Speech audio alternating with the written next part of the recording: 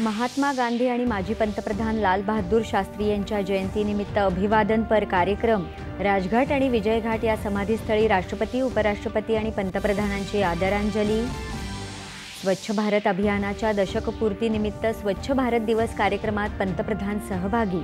स्वच्छता आणि स्वच्छतेशी संबंधित अनेक प्रकल्पांचं उद्घाटन आणि पायाभरणी। दशकभर राबवलेलं स्वच्छ भारत अभियान हे कोट्यावधी भारतीयांच्या अतूट वचनबद्धतेचं प्रतीक। कोट्यावधी भारतीयांनी या अभियानाला जीवनाचा भाग बनवलं। पंतप्रधानांचे गौरवोद्गार। आदिवासी समुदायांच्या सर्वसमावेशक आणि सर्वांगीण विकासासाठी धरती आबा जनजाती ग्राम उत्कर्ष अभियानाचा आज झारखंडमध्ये पंतप्रधानांच्या हस्ते होणार प्रारंभ। परराष्ट्र व्यवहार मंत्री एस जयशंकर आणि अमेरिकेचे परराष्ट्र मंत्री अँटनी ब्लिंकन यांची भेट। पश्चिम आशियासह हिंद प्रशांत क्षेत्र आणि युक्रेनच्या मुद्द्यावर केली चर्चा। पश्चिम आशियातील संघर्ष अधिक तीव्र। इराणचा इस्रायलवर क्षेपणास्त्र हल्ला।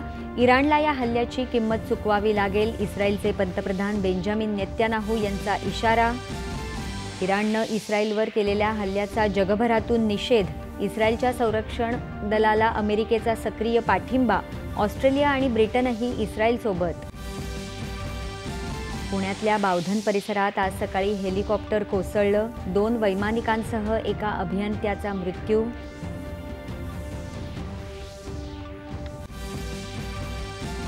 देशातल्या 14 पूरग्रस्त राज्यांना केंद्र सरकारकडून 5,858 कोटींचा निधी जारी। महाराष्ट्रासाठी सर्वाधिक 1,492 कोटी रुपये मंजूर।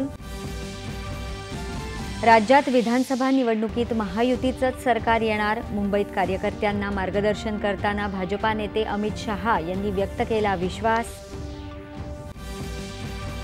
महायुती सरकारनं विकास आणि सर्वसमावेशक योजनांची सांगड घालून केलेल्या कार्याची पोचपावती जनता आगामी विधानसभा निवडणुकीत देईल।